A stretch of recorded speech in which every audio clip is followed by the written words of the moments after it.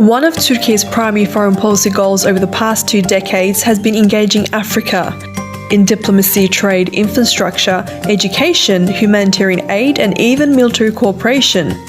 Turkey's rise as a key strategic player in the continent comes at a time when Africans themselves are trying to find alternative solutions to dealing with nations such as France and even China due to colonial baggage or a lot of accumulated debt. Since 2005, Turkey has almost quadrupled its diplomatic presence in the continent, increasing its embassies from 12 to 43.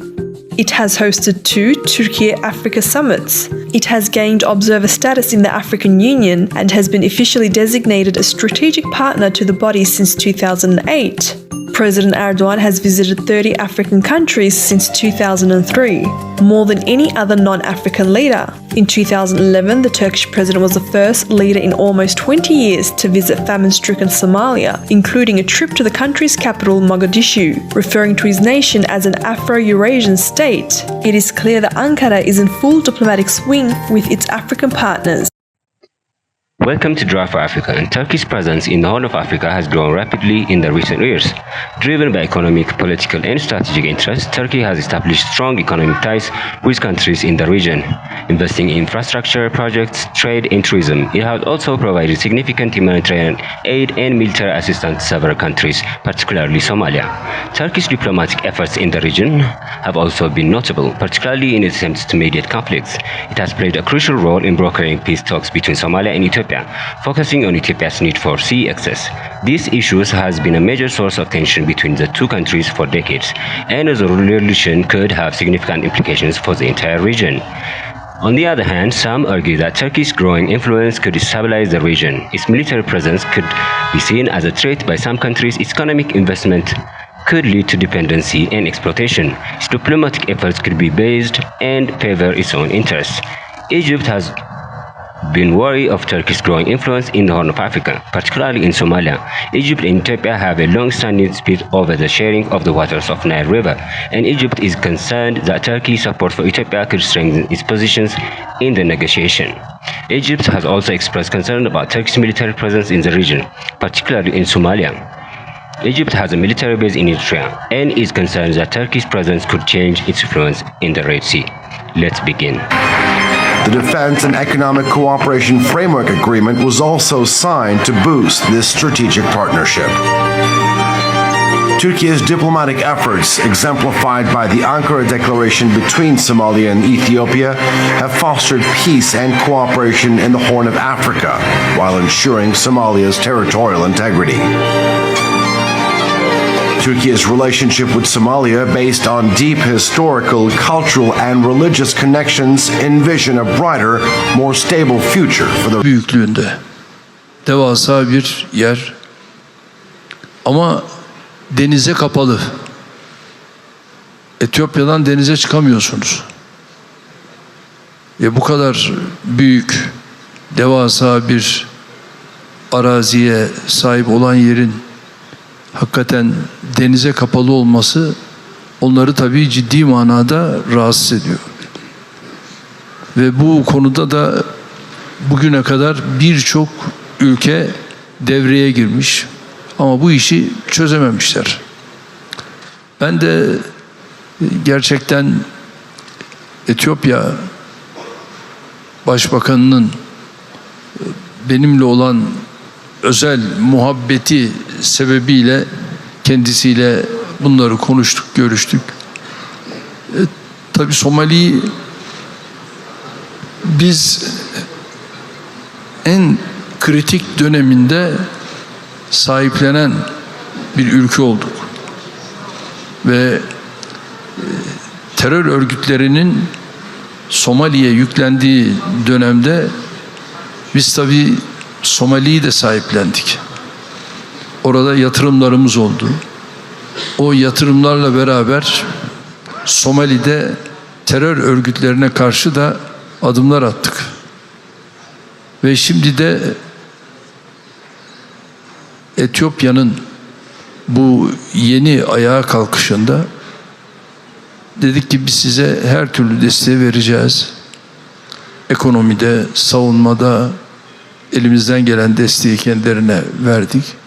7 saat süren bir görüşmeden sonra sağ olsunlar paraflara attık, işi bitirdik ve ondan sonra da bizim basın toplantısı salonumuza geçip oradan dünyaya bunu açıkladık.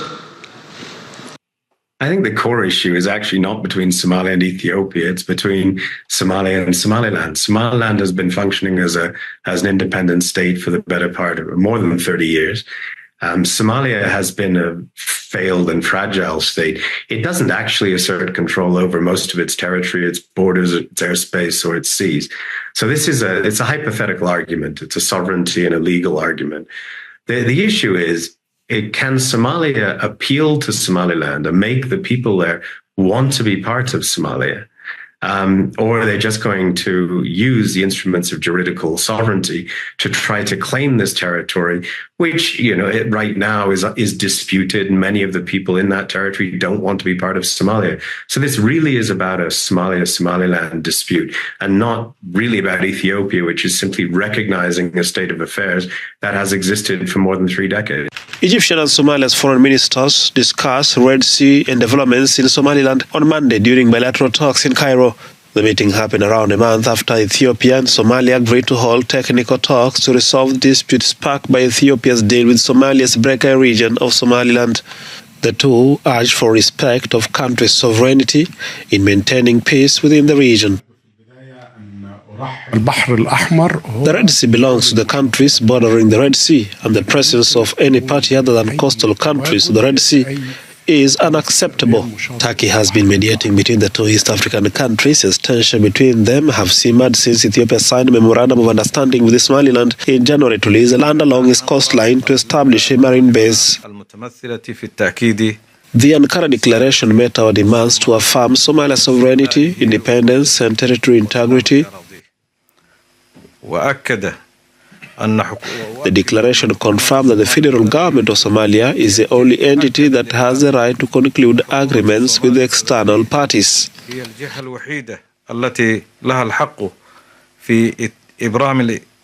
The resulting declaration said the sides agreed the talks, which will begin by February 2025 and conclude within 4 months, will respect Somalia's territorial integrity, while also recognizing potential benefits of Ethiopia's access to the sea.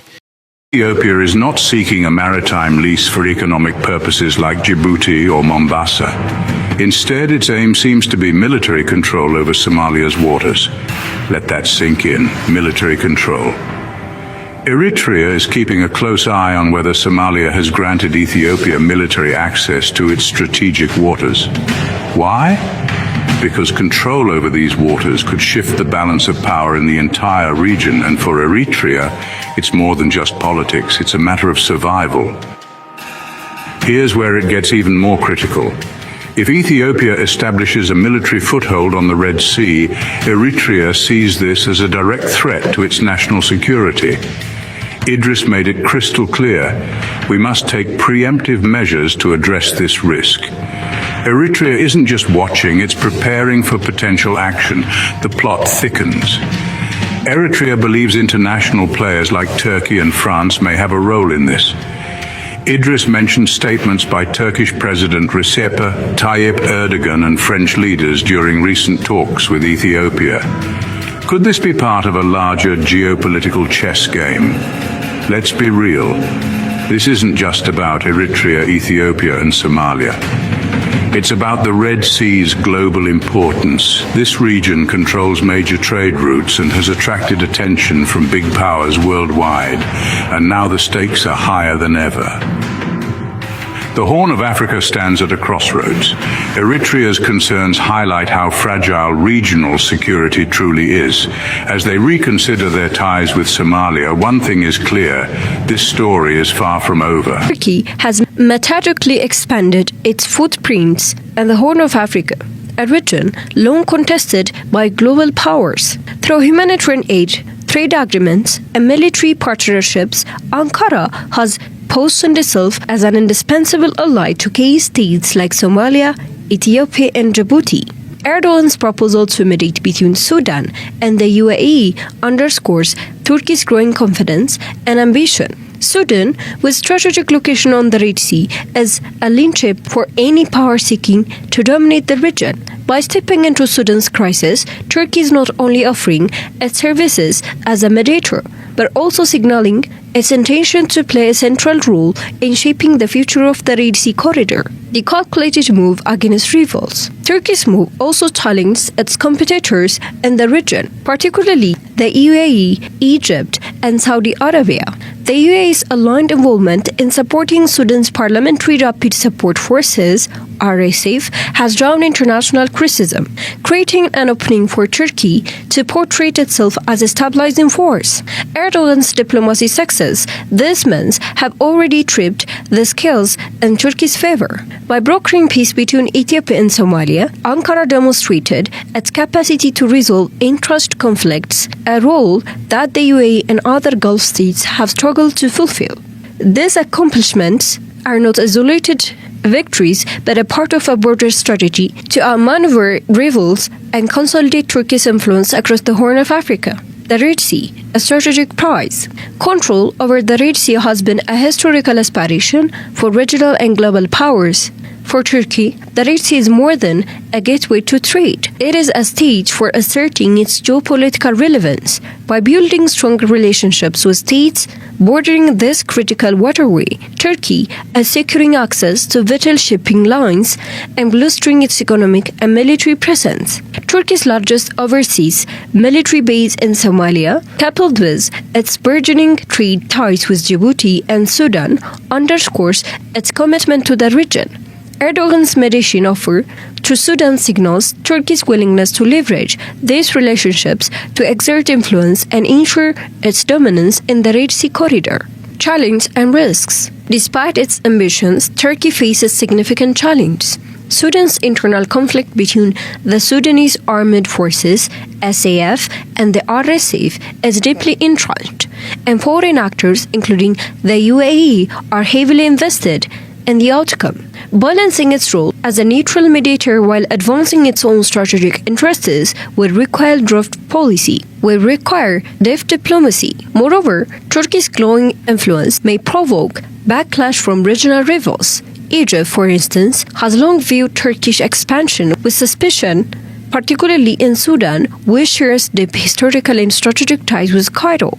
Implications for the region. If successful, Turkey's mediation could mark a turning point in its quest for dominance in the Horn of Africa. A peaceful resolution in Sudan would not only enhance Turkey's reputation as a mediator, but also pave the way for deeper economic and military ties with Khartoum. However, failure could undermine Turkey's credibility and strengthen the hand of its rivals. For the UAE, a Turkish misstep would offer an opportunity to reassert its influence in Sudan and counter Turkey's growing dominance in the region. River Nile is really important to Egypt because it has been the source of its economic sovereignty. Activity along the Nile is really what makes Egypt it's an economic powerhouse, whether it's tourism, whether it's agriculture. The filling up of the dam has been one controversial issue. The talks around that have never succeeded. And so for Egypt to be welcomed into Somalia, Ethiopia feels, I would say, marooned on both ends by Egypt. Adding to the mix, there are discussions about deploying up to 10,000 Egyptian soldiers as part of the African Union peacekeeping mission in Somalia, with some possibly being stationed in Somaliland. This development is making Ethiopia nervous. On paper, the two countries could exist in a mission if everything was okay.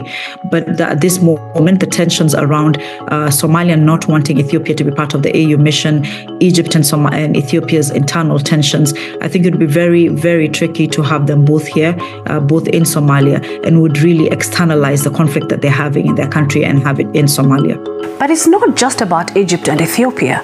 The Horn of Africa is a strategically significant region, drawing in other powerful players. Saudi Arabia, the UAE, and Turkey all have significant interests here, particularly because of its location along the Red Sea, a vital global trade route.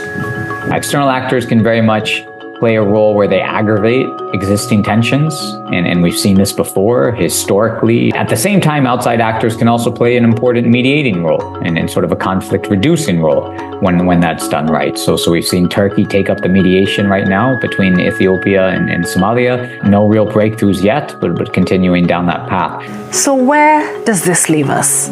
The situation in the Horn of Africa is delicate and could escalate if diplomatic efforts don't succeed.